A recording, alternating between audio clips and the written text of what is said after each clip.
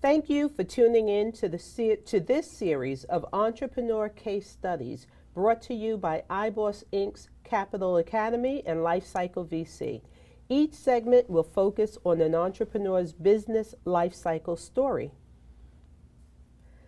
The thought leaders behind Capital Academy and Lifecycle VC knew how valuable sharing these case studies with budding through seasoned entrepreneurs would be to confirm why we take this entrepreneurial ride so seriously. Each of us, having started and exited numerous businesses, have combined our focus to assist in roles to include fellow entrepreneur or sounding board, direct or lead investor for capital campaigns, and partner for strategy and growth paths. My name is Lorette Farris, and I am a veteran in the financial services industry with experience from Wall Street through crowdfunding. I am probably more excited about speaking with the entrepreneurs sharing their stories on Capital Academy than they are. So, now that you know who we are, let's get to it. Our inaugural guest is Garnes, a recovering attorney and serial entrepreneur. Glenn now adds his negotiating and problem-solving skills inherent in navigating legal matters to serve entrepreneurs in connecting with and serving their market. So, let's get to his story. Welcome, Glenn. Thank you, Lorette. Appreciate you having me on the show. Absolutely. So, Glenn, the first thing I'd like to start with is for the audience to understand who you are. As you saw in my introduction, I introduced you as a recovering attorney. So if you'll just give us a sense of who is Glenn Garnes. Well, actually, as you know, I went to law school, practiced law for 18 years, and frankly found that my interest in entrepreneurship was much stronger than my desire to practice law. And representing business clients, even though they were typically coming to me because they were getting sued or having to sue someone, they were excited about what was going on in their businesses. And the more I found out about what it meant to be a business person versus a lawyer serving business people, I started to realize I really was interested more in the other side of things. I think that's really interesting. All of us come to what we do from some base. And, you know, speaking to someone coming out of your field, of which a lot of attorneys do turn more to the business side of life, but I think that's just an interesting piece to go through. As we begin this conversation, I want to start with the premise of who Lifecycle VC is. And Lifecycle VC is a micro venture capital firm that is set up really to work with businesses from beginning to end. When you think life cycle, that's cradle to grave. Well, for a business's life cycle, it's from startup until exit. So I'd like to start these series of conversations with you with the end in mind. Okay? So talk to me about what kind of problems are you set to solve, and what is that going to look like on the other side? Who are you solving it for, and what are they determined to look like? How are you determining that they're going to look like on the other side? On the other side, I'm talking the 10, 15 years from now. What does the other side look like? Well, what we've created at Village Connector Community is really a communication system that allows all the stakeholders in a community to have a more effective way to be in touch with each other, to share information, ideas, anything that makes it possible for quality of life to be improved for everyone within that community. So we focus on, in our TV shows, our internet TV shows, providing content related to self-help and personal development. We also make it possible for business owners to reach local consumers that they can be of service to. And by connecting them to those local consumers, we improve quality of life for the consumers by making it easier for them to acquire the things they're going to buy anyway in their local communities. And in the process of creating that communication system, we're actually improving quality of life in every community. So if I'm understanding that correctly, you're working more in local communities, though you're not limited to the communities you're working in, but it's really connecting local entrepreneurs to local consumers and businesses and things of that nature. Exactly. So let me describe it this way. We're not focusing just on where we're local. We're focusing on where the businesses and people are local. So we can go to any community across the country and eventually across the world and take the concept and the resources that we have and make it possible for them to benefit from it as well. So it might be Laurel, Maryland today where we're based. It might be Tampa, Florida tomorrow. It might be Santa Fe, New Mexico. It might be somewhere in Canada. Right. It's the idea that we are focusing on creating a more powerful ecosystem communication-wise within local communities. I do want to have a little transparency here. The wonderful thing about what's going on is I am enjoying interviewing you in your own studio. So this studio, just so that all of you know, is a part of what Village Connector Media provides to I am a local entrepreneur and look at the resources that are brought to bear. So when I ask and think about the question of what problem are you solving, I actually want to give you a little bit of an answer to that, being an entrepreneur that you're solving a problem for. Sure. I am an advisor, and advisors to some degree work independently. So oftentimes getting our message out there, there's no quick and easy place to do that. And we are limited in where those resources are and what and how we get to access them. So I am one who would say thank you so much for having the vision that you've had to create this. And you're a perfect example of the kind of person we're looking to empower.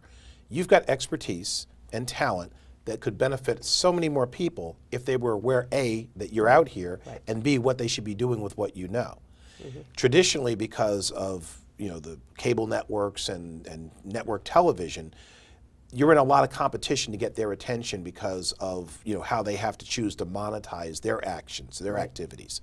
So we're simply taking the internet and converting it into a more meaningful way for people to communicate a message and to broaden the perspective, broaden the opportunity for people to hear from more people without worrying about whether it's going to be something that's going to attract enough of an audience to interest advertisers, for example. Right. So I think that's wonderful. Okay, so let's move to the next question. So now help the audience to understand, what does Village Connector, what is it that you're actually looking to do? Where are you looking to be as a business, and what does some future look like for the company? Well, if you keep in mind the stakeholders that we serve, it's basically four different types of people, technically three, but I'm breaking out a fourth category, and you'll see why in a minute. We're looking to serve the general citizen in the context of their citizenship, their residence in a particular community. And we're looking to help to empower them with educational content so that they can invest in themselves, and in turn, as they become more valuable to themselves by investing and becoming better at who they are, they become more valuable to their community as well. So that's one aspect.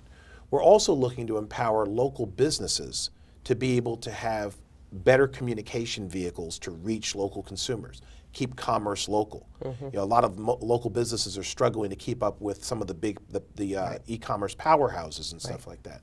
We want to make it possible to return local commerce to the local community where it gets recycled many times over, and that creates greater resources for the citizens in that community as well. What is the difference between what you're doing with Village Connector Media and, for instance, the local public access cable stations, things of that nature? What is the difference in how you're delivering media services versus how they deliver them? Well, public access television is still about cable. It's delivered through cable television networks. We're taking the ability to be in a TV environment onto the internet, YouTube, literally Facebook, any of the media outlet, any of the video media outlets that exist today, and also on mobile. You also have to keep in mind that public access television is very restricted in the types of content and the things that they can do. We don't have those restrictions because we're not regulated by, it's not a contractual relationship that we have with the cable providers. We have so much more flexibility in terms of what we share, how we share it, and who we choose to bring on board to share it. And I know there's more to what it is that you do than just media. So can you expand a little bit on some of the other components of how you help these local merchants and entrepreneurs to reach their audiences, as well as, I know a little bit about what you do, so how you also provide them with resources in order to get there. So what are other components of what you do here? So I mentioned that there were three basic stakeholders. We have consumers who are also looking to become better who they are. That's where personal development comes into play. But they're also consumers of general commercial products and services that they buy every day. We have local merchants who are looking to be of service to people, plumbers, electricians, real estate agents, whoever it might be.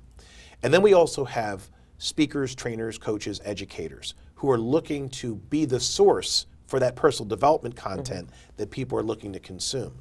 So those are the three primary stakeholders. So what we're basically doing is we're becoming the connective tissue amongst them and making it efficient and affordable for them to access these things. Most public speakers don't have a budget that allows them to pay $1,000 an hour to go into a TV studio and produce content that they can then share, some for free, some of it, at a very reasonable price, because of the cost of delivering that content. You could never do this on network television. I mean, you know what an hour of network television costs. Bottom line is that by being creative with the technologies that exist today, we're able to dramatically reduce the expertise that you need to take advantage of something like this, and also the cost associated with it. So now everybody in the community benefits. That whole ecosystem has now been elevated because we're using technology to make things more accessible. But I think a big part of what you do there that I'm trying to pull out of you is those same entrepreneurs and businesses that you help, you also include some marketing stuff for them. I mean, there's so the let's social, talk about that. Yeah, I mean, I think that's huge. All right. So obviously, most business professionals are excellent at what they do. They're just not excellent at marketing what they do.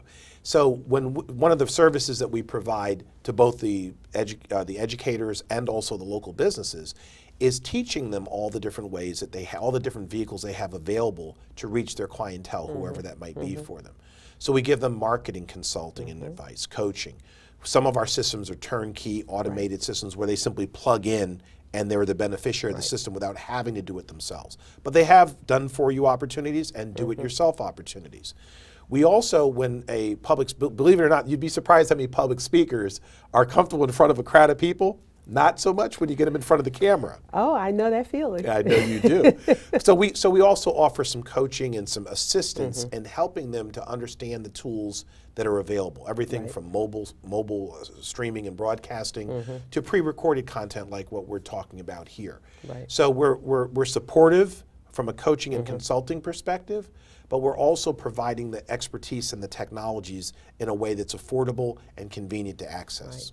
Okay, so now I want to get to just the last part of this particular segment because I like where we're going from here. But so while this isn't a sales sort of conversation of what you do, how you do, it's really helping other entrepreneurs to hear you talk through what you're doing.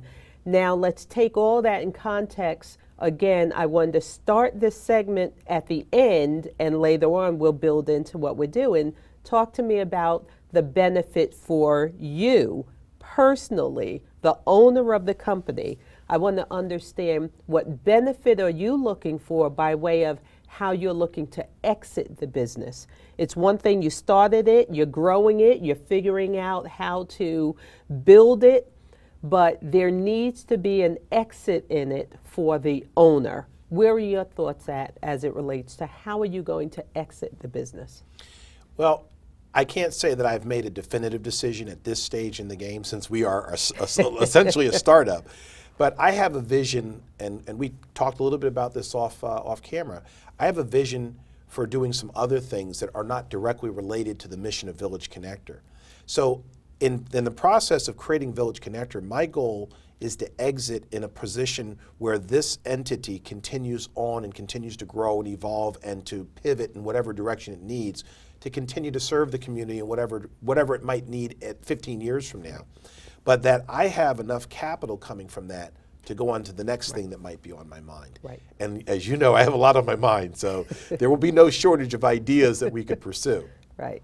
Okay, and so that was one of the biggest things I did want to pull out in this first segment is when you are building a business, you start with the exit in mind.